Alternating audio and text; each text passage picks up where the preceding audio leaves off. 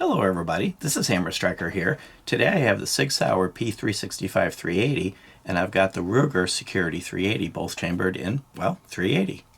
Please don't forget to check out our website. Go to our affiliates page. You'll find discount codes for things like Mantis Axe and Core belts. Link to that cool little bore light that we use for lighting up the barrels. Use those links. It will often save you money, never will cost you any additional money, and helps the channel. And please consider supporting the channel on Player, formerly Utreon, where we can do some types of videos that are no longer allowed on YouTube. 380 has kind of had a little bit of a resurgence, and it is starting to come out in guns with the higher capacity, smaller frame sizes. What you've tended to see with 380 in the past is they're either really tiny with relatively low capacity, or they're big. Things like the PK 380 and others that are kind of on the larger side. Both of these are designed for concealed carry. Both of these have at least 10 rounds capacity. The Sig has the 10 round flush magazine, and it also has the 12 round magazine that's kind of got an extender on it, which gives you almost a 3-finger grip. Close enough that you could pretty much call it a 3-finger grip. With the flush magazine, you're definitely 2-finger grip, maybe edge of your pinky hanging on the magazine. It comes with one 10 round and one 12 round. As of the making of this video at the moment, the 12 round is the largest magazine that's available. Wouldn't surprise me if they don't add capacity. They did that with the 9mm in this particular series. They've created magazines with higher capacity. This has got a few nice features. Number one is it comes with the Siglite night sights, which Siglite night sights are nice because they are night sights, they're tritium, but they've also got a white ring around them. So they're very usable during the day as well as at night. A lot of night sights are hard to use at night. One disadvantage is it does have the Sig rail as opposed to the standard Picatinny rail, so that doesn't limit the accessories you can put on it, but it's a Sig and there's a lot of accessories available for it. Unfortunately, most of them made by Sig with Sig prices. It is optics ready, so that is one major advantage that this has. So from a sighting perspective, the P365 definitely comes out ahead in availability of good sighting options. If I move over to the Ruger, one thing you'll notice is the Ruger's got a super light rack slide. It's actually, one of their trademarks of it is that it's a light rack.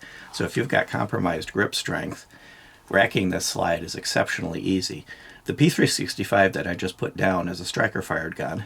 This is an internal hammer-fired gun. You can actually see the cutout for the hammer. There's no hammer to thumb, it's all internal, but it behaves more like a striker gun as far as functioning. It does have an inertial toggle on the trigger, which the P365, like the P320, does not have. Both of these guns have the internal drop safety piston. All of the Rugers have a manual thumb safety whether you want it or not. The P365 offers a thumb safety, but you can opt not for it. One thing I find with it, it's on the Ruger, it's very difficult to thumb the safety to the on position. You really have to work at it to do it, mainly because of the way it's hinged. It's hinged kind of backwards. So it doesn't hinge the way your thumb is going to hit it very easily to thumb it on. But it thumbs off very, very easily. And really, most of the times, thumbing it off quickly is going to be more important than putting it on. When you're putting the safety on, you have time to bring your finger over or do whatever you want. When you're thumbing it off, it's probably because you need it off and you need it off now. So it's not a big deal that it's more work to thumb it on, as long as you can take it off quickly. Functionally, both of these guns have been reliable. Now the magazines that come with the Ruger is this one of these 10-round magazines. And this particular one has the pinky extender on it, which gives you a 3-finger grip. That does kind of defeat a little bit of the purpose of having the smaller mag. In the box with it, it does have a flush base plate, and the flush base plate would bring it right about straight across, which would give you the 2-finger grip very similar to what the P365 offers. But when it comes to capacity, actually if I grab the right magazine, it'll work better. Ruger takes the lead with a 15-round magazine. So their extended magazine is 15 rounds and it's a full 3-finger grip. So if you're looking for true capacity, the Ruger kind of pulls ahead of the game on that. Now if we move to sights, sights aren't quite as nice. The front sight is a nice fiber optic sight, but it is not a night sight, and the rear is a blackout sight. So the sights are not anywhere near as nice on the Ruger, even though a fiber optic sight during the day is actually quite nice. I was able to shoot it well, but I had to work for it a little bit more. The sights are replaceable on both of these. They're dovetail front and rear. And on the Sig, it's dovetail front and rear, so that you can replace it. As of the making of this video, Ruger has not released an optics-ready version of this. So basically, sights is what you're stuck with. You can replace the sights with different sights, but there is no optics option on it. It does, however, include a Picatinny rail, a standard, industry standard Picatinny rail. So lasers and other accessories, you could pretty much get whatever is out on the market. So one of the things you might wonder, well, why would you be comparing these two? One of the reasons you would be looking at these is you're wanting a 380, so you're wanting something with less recoil. Possibly you have compromised hand strength, maybe you just don't enjoy recoil. And you're looking for something that's smaller, because these are a little bit in the smaller territory. Might even be a first gun for you. And you might even be looking for something that can both be a concealed carry and a home defense with a competent caliber, which the modern loads in 380 are actually pretty good. These guns are reasonably close in size. You'll see the Ruger is obviously bigger. The Ruger is 6.52 front to back, 5.8 on the P365, so the Ruger is about a 3/4 inch longer. It really looks big when you're looking at it zoomed in here on the table, but in practice that's not going to be a huge difference on whether you can carry it or not. From a height perspective, the Ruger is 4.35 tall with its flush baseplate magazine, and the Sig is 4.2, so the Sig's a little bit shorter if I put them up. And I'm going to do it without magazines because I don't have the flush baseplate. You'll see that the Sig is definitely shorter, but it's not massively shorter. You're going to be able to hide either one of these grips in any kind of concealed carry configuration you're going to want to go. And from a thickness perspective, they're close. The Sig is thinner with a 1.0 inches. The Sig is 1 inch. The Ruger, the slide is 1.02 inches, but the slide's actually narrower than the frame. So the frame ended up coming out around 1.2 inches. So if you're looking for the very smallest pocket carrier or whatever, the Sig's going to come ahead in that game because it's just overall in every dimension smaller. It's also lighter. The Sig weighs 15.7 ounces and the Ruger weighs 19.7 ounces. So if smallest is the key, then the Sig's going to win the game. If you are looking for something that's easy to rack, the Ruger is going to come ahead because it's just ridiculously easy to rack. The P365 isn't necessarily heavy, but it's got a little bit of a hitch to it, and it's just a little heavier. It's very doable. It's not like trying to rack a Desert Eagle, but if you're looking for something easy, the Ruger is definitely going to pull ahead there. Now you may look and say, well, the smallest is the best. It's got to be the smallest. When you get into smaller guns, they can be a little harder to shoot well. They can be a little harder to be accurate with, and a little harder to work with overall. When I pick up this P365, my hands just kind of wrap around it. It kind of gets buried in my hand. And even if I put in the flush magazine, my hand just kind of dwarfs it. When I grab the Ruger, and I'm going to put the pinky extender magazine in it, but I'm just going to do it with the two fingers as if I had the flat base plate. There's just a little more to get a hold of. This is just a little easier to get a hold of and fit in my hand. That little bit of extra size makes it a little easier to grab. If you can work well with a very small gun, the P365 will suit you well.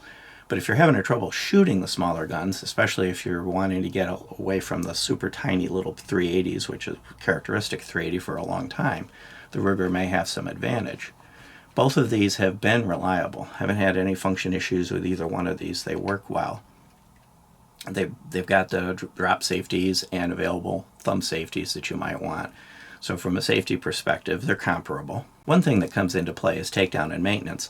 On the Sig, you lock it back and you flip this lever down. This lever is very stiff. If you've got normal hand strength, you're going to be able to do it relatively easily, but if you've got compromised hand strength, you're actually going to have a little bit of trouble with this. On the Ruger, it's a little different. You have to hold it and line up that notch. But you notice I'm doing it with just two fingers. The slide is so easy on this that it's easy to do that. And then you pull this out either with a fingernail or a pick or anything else. You don't actually need a dedicated tool. So if you've got compromised hand strength, you may find that the Ruger is just a little bit easier to maintain than the P365, just from an effort it takes to operate the takedown mechanism. Once you operate the takedown mechanism, they both come apart easily, they go back together easily, and they're both toolless, so there's not an issue there. MSRP is a bit of a difference. The Ruger's MSRP is between $369 and $389, depending on which of the few flavors that you choose. There's a state-compliant version that for some reason is a little more expensive. The P365 has an MSRP of $499. I imagine both of these can be found at varying prices on the market, but I use MSRP because it's the only thing that's consistent. It's the only thing that doesn't vary based on which website you're looking at. So the Sig's a little pricier just looking at MSRP than the Ruger. Budget is a concern, then the Ruger would come into play. So let's talk about the triggers. Both of these have good triggers, but they're different. So there's a little bit of take up on the Sig, kind of a soft light wall. Kind of a nice shorter reset. I let it bounce that time, so I'm going to do it again. Has a tendency to bounce right at the end, but you're right on the wall, and again, at light, short break. This does have a relatively nice trigger. Now, if I go to the Ruger, Ruger has similar take-up, has more of a defined crisp wall, but it's still very light. A little bit longer reset. It's kind of right there, and then a little take-up to get back on the wall, and I'm going to do that again, just to make sure I don't let it bounce. So there's the reset, and then a little bit of take-up to get back on the wall. Reset's a little longer on the Ruger, and again, that light but crisp, noticeable break. So the trigger breaks on these are both light, the resets are both reasonable. The P365 has a little shorter reset, and the Ruger has a more defined wall, but again, it's fairly light. At the range, both of these triggers performed equally well. I didn't have any problem with either of the triggers. And unlike some of the little tiny ones you get, they're not overly long, they're not overly heavy, they're actually pretty good triggers. So it may come down to, are these both easy to shoot well? Yeah, they are, even though I had to work at it more with the sights on the Ruger. Of course, I could replace that sight. But which one would I choose? I'd probably go with the P365. I don't necessarily have to solve the Lite Rack problem, so now I'm just looking at overall functionality and capabilities. Comes out of the box with much nicer sights. It's optics ready. I do like the fact that for the capacity on the Ruger is higher, but Sig I'm sure won't sit on that for very long before they come out with additional capacity, and you find a larger magazine to get you a little more capacity in it. Overall, I think with the nicer sights and the ability to shoot it more quickly and more easily, I would probably choose the P365 of the two, even at the slightly higher price point. I've had good luck with the P365 series. They had a little issue in the very beginning of the first generation of these. After that, they've been solid. Really, it's become a reliable line, and it keeps expanding. So my personal opinion, I'd go with the P365, but if you've got the strength issue that you need to solve, then the Ruger's a good choice. Or if you just want that slightly bigger gun, a little easier to get a hold of, the Ruger's a good choice. Haven't had any trouble with that one either. Beyond that, if you like our videos, please give us a thumbs up, share, subscribe, click that bell to be notified if you do. Check us out on Facebook, Instagram, Player, and Rumble. We're pretty much everywhere, and thank you.